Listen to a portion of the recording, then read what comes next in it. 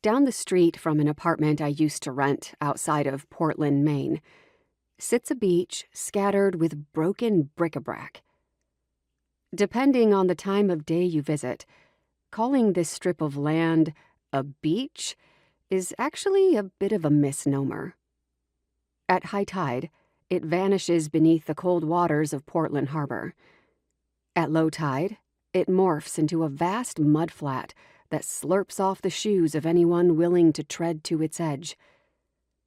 Only at mid-tide does it really look and behave like a beach, with a sandy strip that runs about a quarter-mile in length. The first winter I lived there, I developed a habit of visiting this strip of sand every day. When the tide allowed it, I walked the entire length a few times, adding texture to weeks when time otherwise bled together.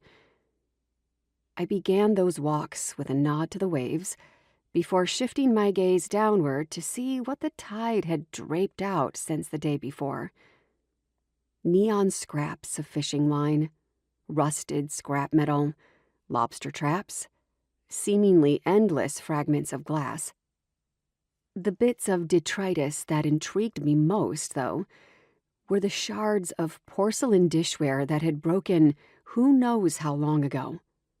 Decades? Centuries? The mystery of their history drew me in. On any given walk, I would find at least a dozen of these porcelain pieces.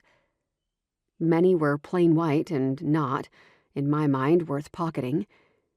But if I squatted to take a closer look or turn them over, I would sometimes discover the cobalt outline of a rose or the frilly ochre edges of a leafy design.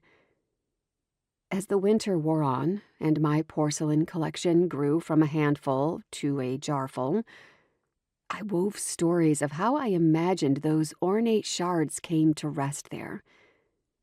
They were the remnants of a shipwreck. They were thrown overboard to lighten a load. They were the result of a Victorian woman smashing her dishware against the rocks to blow off some steam. This last one was my preferred version of the story. No matter how those fragments got there, their presence alone revealed some plain truths about that beach. They spoke of the continent's first porcelain-bearing humans and the displacement of those citizens of the Wabanaki nations who had lived on and fished those shores for millennia before European settlers arrived. The shards held remnants of not only a single event, the shattering of a dish, but infinite other moments of loss and change.